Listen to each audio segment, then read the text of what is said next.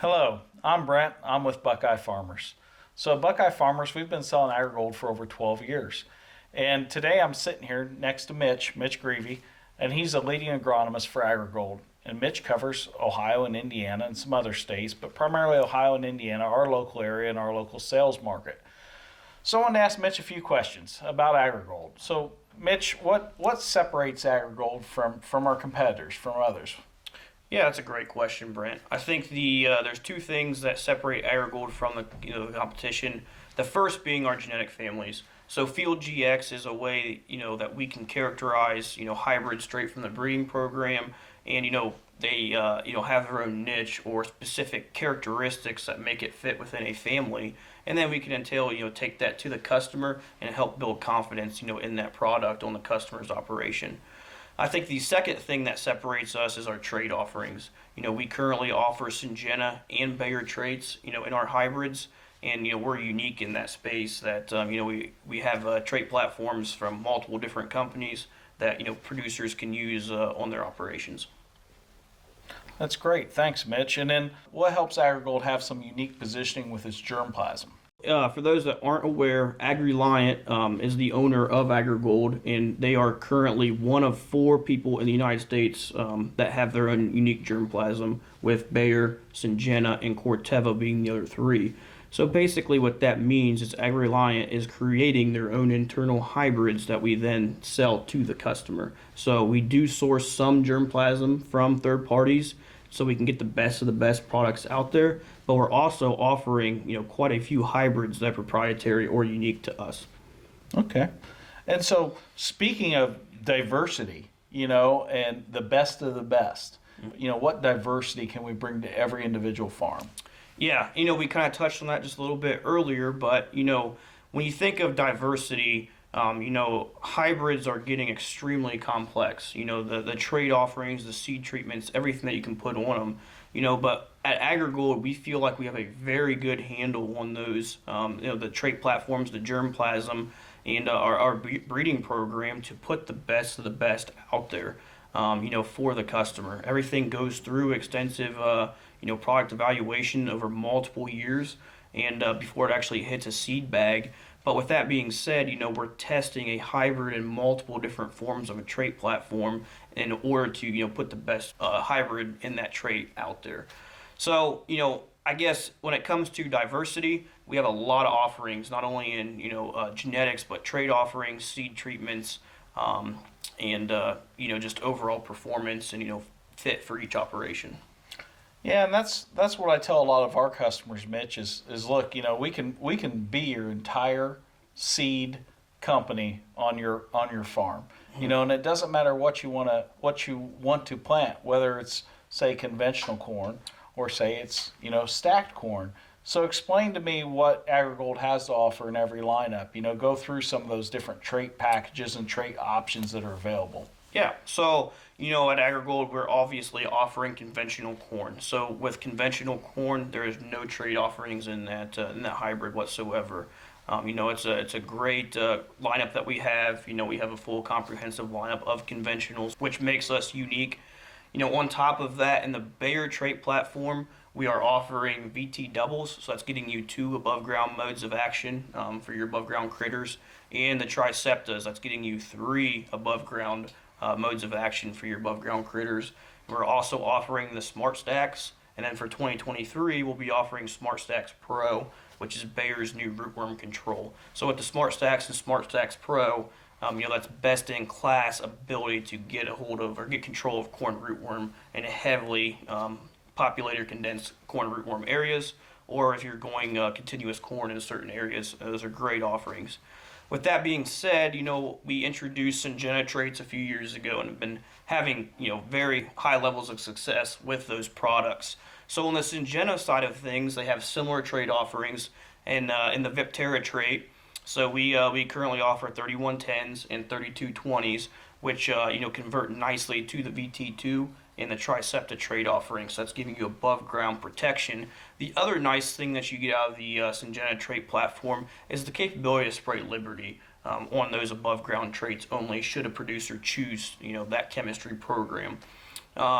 In terms of a comparable to the Smart Stacks in the Syngenta, we offer the Duracade platform. So that's going to give you the rootworm control for your below ground pests that may impact your corn. So on the corn side of things, the Syngenta and the Bayer camp, have some of the best trait platforms that we can get our hands on, and that's why we're implementing that into our corn lineup, and that enables us to give that diversity that the customers are seeking, and then following that up with our genetic families, Brent. I think that's what really sets us over the edge, is because if a producer's never used our products before, we can use those genetic families to help build confidence if the grower begins to describe to us what kind of characteristics he's looking for. So does that make sense? Yeah, it absolutely does. And kind of what you're saying is by having all those different offerings and all those different options, we should fit everyone's need.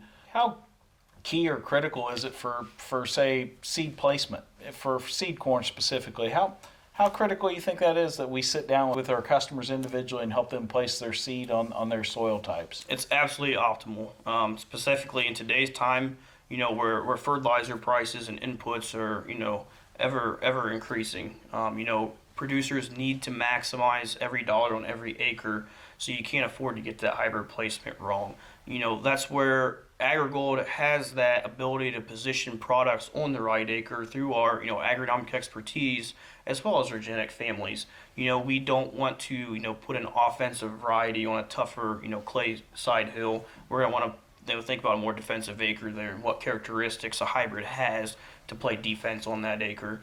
So with that being said, product positioning is everything in today's marketplace. High input prices just makes it all the more important. Correct. And our goal as a dealer is to always help that customer be profitable, as profitable and prosperous as they can be. Yep. We want them to be efficient. We want them to be successful. We want our customers making money. And I think AgriGold allows them the best opportunity to do that. One of the unique things that AgriGold has done is we've jumped into the soybean market here the last few years. So and with different platform and trait packagings there. So take a minute and explain to the folks listening what we possibly have to offer them for soybeans. Yeah, so soybean trait varieties or trait platforms have gone haywire over the last few years. That has almost been as complex as corn in today's time frame, with the Extend Flex, and the Enlist platforms all available in the market. And at AgriGold, we want to give our producers, our customers, choices. And with that being said, we offer all three of those major trait platforms. So with the Extend soybean lineup out of the Bayer camp, what you're getting there is the ability to spray dicamba and Roundup over the top on those soybeans. With the Extend Flex, you're getting the ability to spray dicamba, Roundup with the combination of Liberty over the top of those soybeans. And then with the Enlist, you're getting the capability of spraying 2,4-D, Roundup, and Liberty over the top. So we have a diverse trait portfolio there in our soybean lineup. So there's something for everyone, no matter which side of the fence you're on. The chemistry package, we have high yielding soybean varieties on both sides of the fence. No, I agree, and the soybeans have been performing really well.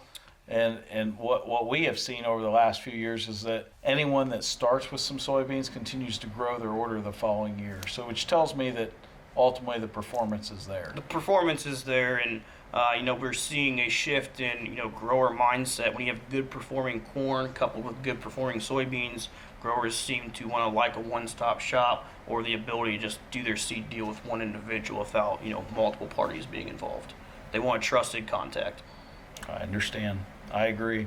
So as we enter into 22 here, tell us about some of the challenges we're going to have throughout this upcoming year, from a disease standpoint. What types of challenges do you think we're going to see? Yeah, it's very tough to predict the future, but from what we learned in 2021, Tarspot and Southern Rust were two of the biggest culprits that we had to deal with that took yield away from producers.